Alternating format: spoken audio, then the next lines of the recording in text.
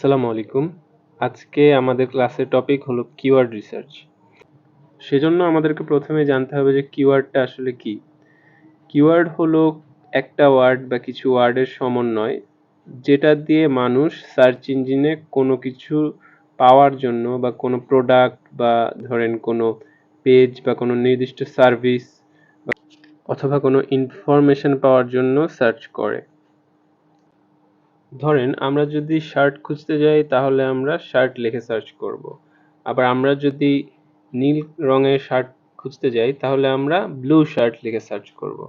এই যে আমরা সার্চ করছি কোনো একটা স্পেসিফিক টার্ম দিয়ে, এটাই কিওয়ার্ড। তো চলেন আমরা দেখি, প্র্যাকটিক্যালি এটা দেখি। ধরেন আমরা শার্ট লিখে সার্চ করলাম। এই যে শার্ট লিখে সার্চ করলে এখানে দেখেন শার্ট রিলেটেড সব রেজাল্ট চলে আসছে। তো কোনো একটা ওয়েবসাইট বা কোনো একটা প্রোডাক্ট বা এমন কোনো কিছু আর্টিকেল হতে পারে, আর্টিকেল র্যাঙ্ক করার জন্য কিওয়ার্ড রিসার্চটা খুবই গুরুত্বপূর্ণ। কারণ কিওয়ার্ড রিসার্চের উপর নির্ভর করবে আমরা কত তাড়াতাড়ি একটা কিওয়ার্ডে র্যাঙ্ক করতে পারবো বা কত তাড়াতাড়ি আমাদের সেই পেজ বা ওই প্রোডাক্টটা গুগলে র্যাঙ্ক করতে পারবে। এই যে দেখেন আমরা এখানে শার্ট লিখে সার্চ দিয়ে 1 কোটিরও বেশি রেজাল্ট পাইছি। আবার আমরা যদি শর্ট স্লিভ শার্ট লিখে সার্চ দেই তাহলে দেখেন কম্পিটিশনটা কেমন আসতেছে। এখানে দেখেন এখানে রেজাল্ট আসছে কত, 9 লাখের একটু বেশি। তাহলে আমরা কোন কিওয়ার্ডে সহজে র্যাঙ্ক করতে পারবো? কম্পিটিশন কোনটাতে কম? নিশ্চয়ই এই যে পরের যে শর্ট স্লিভ শার্ট লিখছি এইটাতে, কারণ এইটাতে মাত্র 9 লাখ রেজাল্ট আসছে, আর ওইখানে কোথায় আসছিল 1 কোটিরও বেশি। তো এইভাবে আমাদেরকে ঠিক করতে হবে যে আমরা কোন কিওয়ার্ড নিয়ে কাজ করব, কোন কিওয়ার্ড নিয়ে কাজ করলে গুগল সার্চ রেজাল্টে র্যাঙ্ক করা সহজ হবে। এরপর কিওয়ার্ড রিসার্চের জন্য আমাদেরকে যে দুইটা ফ্যাক্টর খুব বেশি মাথায় রাখতে হবে সেগুলো হলো, একটা হলো কিওয়ার্ড ডিফিকাল্টি, দ্বিতীয়টা হলো কিওয়ার্ড ভলিউম। তো আমরা ফ্যাক্টর দুটো একটু লিখি এখানে। প্রথম ফ্যাক্টরটা হলো কিওয়ার্ড ডিফিকাল্টি, আর দ্বিতীয় ফ্যাক্টরটা যেটা হলো সার্চ ভলিউম। কিওয়ার্ড ডিফিকাল্টিকে আবার কেডিও বলা হয়। কেডি বলা হয় না, শর্ট ফর্মে কেডি লেখা যায়, ঠিক আছে।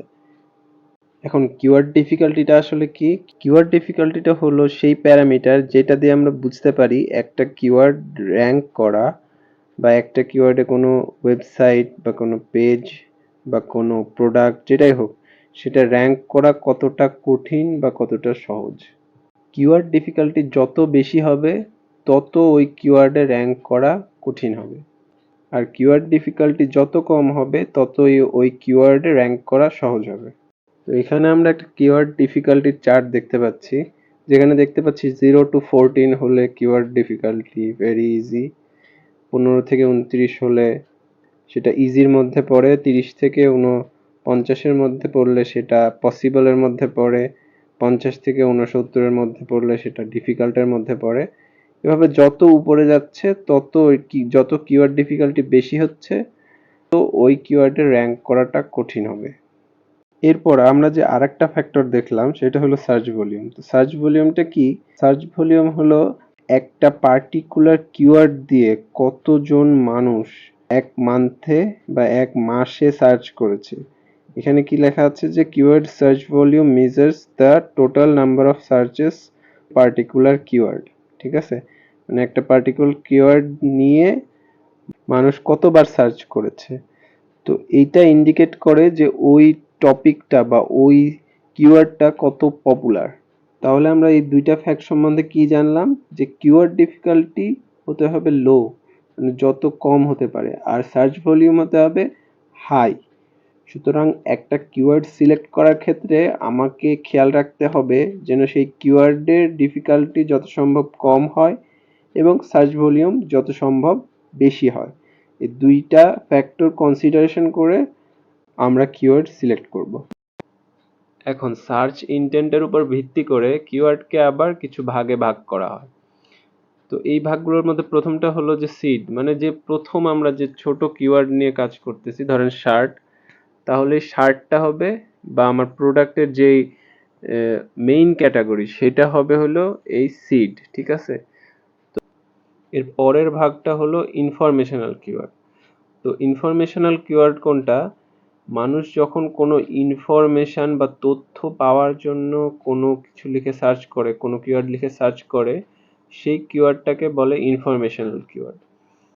এর একটা উদাহরণ হলো, ধরেন how to make a coffee. এখানে কি করতেছে, যে সার্চ করতেছে সে কফি কিভাবে বানাতে হয় সেটার ইনফরমেশন পাওয়ার জন্য সার্চ করতেছে, সুতরাং এটা ইনফরমেশনাল কিওয়ার্ড। এরপর তৃতীয় যে ভাগটা সেটা হলো নেভিগেশনাল কিওয়ার্ড।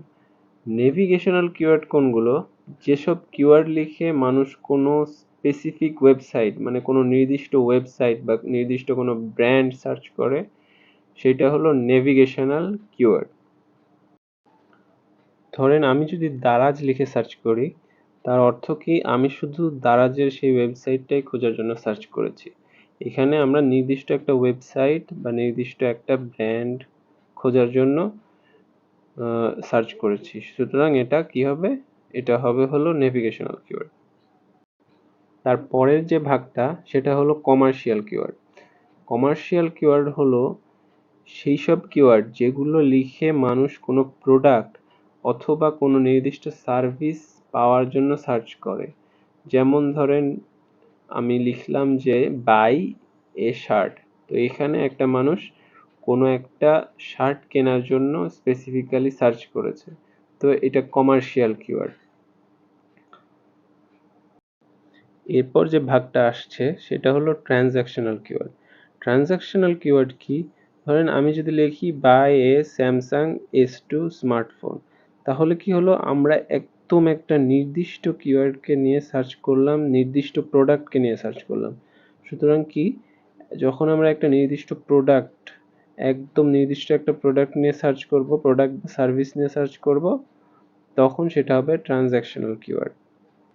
এরপর কিওয়ার্ডের দৈর্ঘ্যের উপর ভিত্তি করে আবার কিওয়ার্ডকে দুই ভাগে ভাগ করা যায়। এই দুই ভাগটা হলো, প্রথম ভাগ হলো শর্ট টেইল কিওয়ার্ড আর একটা হলো long tail keyword. Short tail কিওয়ার্ডটা কি? যখন একটা ছোট কিওয়ার্ড, একটা বা দুইটা ওয়ার্ড দিয়ে কিওয়ার্ড তৈরি হয়, একটা দুইটা বা তিনটাও হতে পারে কোনো কোনো সময়, তখন সেটাকে শর্ট টেইল কিওয়ার্ড বলে। যেমন like blue shirt. Tail keyword কি? যখন একটা 4 বা 5টা ওয়ার্ড মিলে একটা কিওয়ার্ড তৈরি হয়, 3, 4 বা 5টা ওয়ার্ড মিলে কিওয়ার্ড তৈরি হয়, তখন সেটাকে বলে কি? Long tail keyword.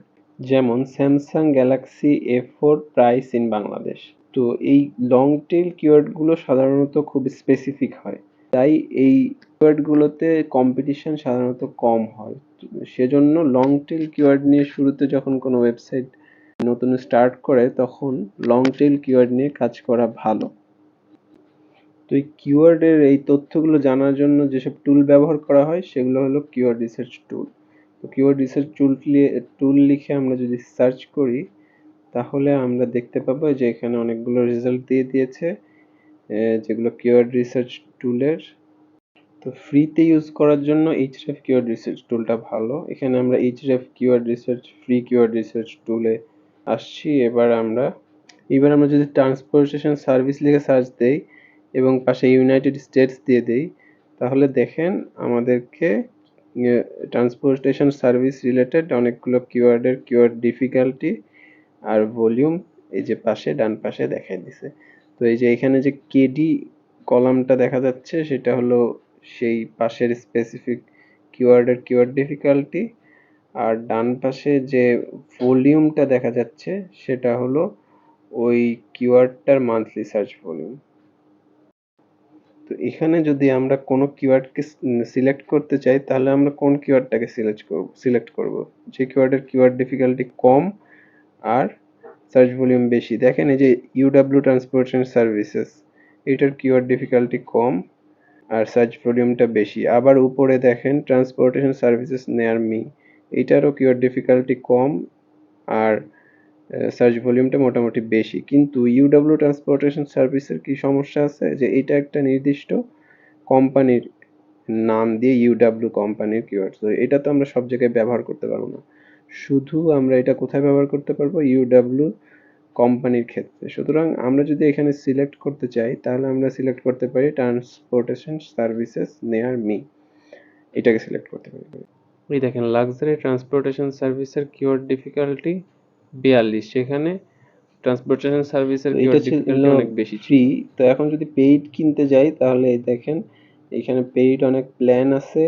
তো পেইড প্ল্যান কিনলে আপনারা এই যে ডেটাগুলো দেখাচ্ছে এর চেয়ে অনেক বেশি ডেটা পাবেন। যেরকম ফ্রি প্ল্যানে বেশি কিওয়ার্ড সাজেশন দেয় না, ওইটা একটা সমস্যা। তো পেইড কিনলে অনেকগুলো কিওয়ার্ডের সাজেশন দিবে, তারপরে আরো অনেকগুলো ফ্যাক্টর পাশে দেখাবে। তো একটু পরে আমরা পেইড সিমরাশ কিওয়ার্ড রিসার্চ টুলে আমরা পেইড ভার্সনটায় দেখব কিভাবে কিওয়ার্ড রিসার্চ করা যায়। তো এখন আমরা আছি সিমরাশ কিওয়ার্ড রিসার্চ টুলে। এখানে অনেক ধরনের টুল আছে এসইও এর জন্য। এর মধ্যে কিওয়ার্ড ম্যাজিক টুলটা আমরা ইউজ করব কিওয়ার্ড রিসার্চের জন্য। আমরা ধরেন একটা কিওয়ার্ড দিয়ে শুরু করি। আমরা ধরেন ট্রান্সপোর্টেশন সার্ভিসেস লিখে ইউএসএ সিলেক্ট করে সার্চ দিলাম। তাহলে এইখানে আপনারা একটু পরে দেখতে পাবেন যে সব কিওয়ার্ডের যে ম্যাট্রিক্সগুলো সেগুলো দেখাইছে, এই যে চলে আসছে। এখানে দেখেন কিওয়ার্ডের সব রকমের ম্যাট্রিক্স দেখাইছে। এই যে পাশে কিওয়ার্ড, যে এখানে কিওয়ার্ড দিছে, তার পাশে কিওয়ার্ডের ইনটেন্ট দিছে, তার পাশে কিওয়ার্ডের সার্চ ভলিউম দিছে, তার পাশে দিয়েছে কিওয়ার্ডের কেডি বা কিওয়ার্ড ডিফিকাল্টি, আরো অনেক ম্যাট্রিক্স দেখাইছে। তো এই যে ইনটেন্টের মধ্যে আমরা দেখতে পাচ্ছি যে কমার্শিয়াল, ট্রানজ্যাকশনাল, তারপরে নেভিগেশনাল, যেগুলো নিয়ে আমরা আগে আলোচনা করেছি, এই টাইপ কোনটা কোন টাইপের কিওয়ার্ড সেটা দেখাইছে। তো উপরে আরো আছে ফ্রেজ ম্যাচ, এক্সাক্ট ম্যাচ।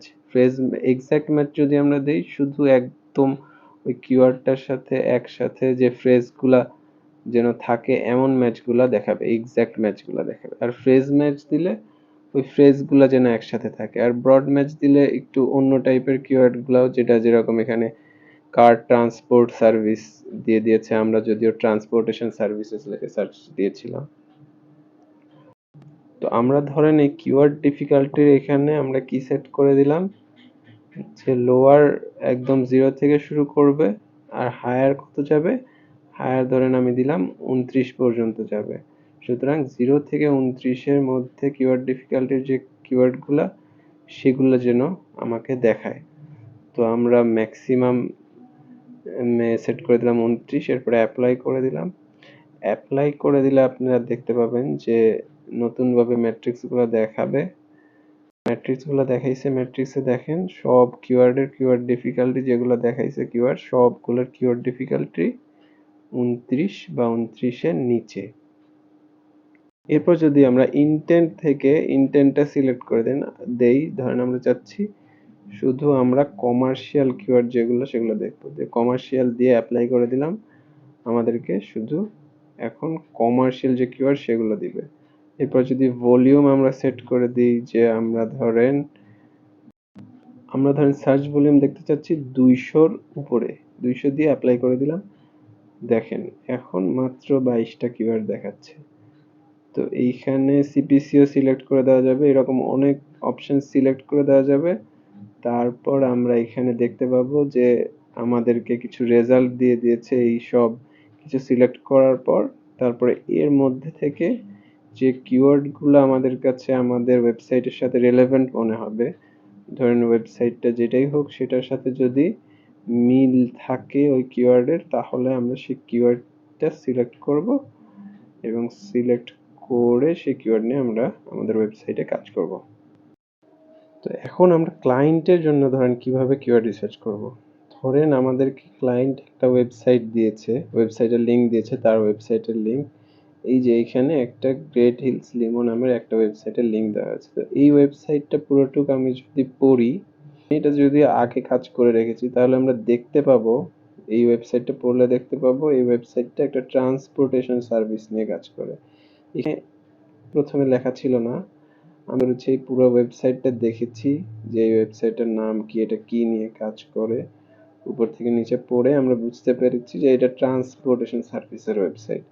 এখন ট্রান্সপোর্টেশন সার্ভিস শুধু যদি নিয়ে কাজ করি, তাহলে দেখব যে ট্রান্সপোর্টেশন সার্ভিসের কিওয়ার্ড ডিফিকাল্টি অনেক বেশি। এটা নিয়ে তো র্যাঙ্ক করা খুব কঠিন হবে। তাহলে আমরা কি করতে পারি, যে এই যে দেখেন এখানে আমরা লাক্সারি ট্রান্সপোর্টেশন সার্ভিস কিওয়ার্ডটা ইনপুট দিয়ে দিছি, যাতে আমরা লাক্সারি ট্রান্সপোর্টেশন সার্ভিস কিওয়ার্ডে র্যাঙ্ক করতে পারি। কারণ কি, কারণ লাক্সারি কিওয়ার্ডটা, লাক্সারি ট্রান্সপোর্টেশন সার্ভিসেস, এই কিওয়ার্ডের কিওয়ার্ড ডিফিকাল্টি ট্রান্সপোর্টেশন সার্ভিসের কিওয়ার্ড ডিফিকাল্টির থেকে অনেক কম। তো আজকে আমাদের এই কিওয়ার্ড রিসার্চের ক্লাস এতদূর পর্যন্তই ছিল। ডিজিটাল মার্কেটিং সম্বন্ধে আরও জানতে আমার চ্যানেলকে সাবস্ক্রাইব করুন। সবাইকে অনেক অনেক ধন্যবাদ। আসসালামু আলাইকুম।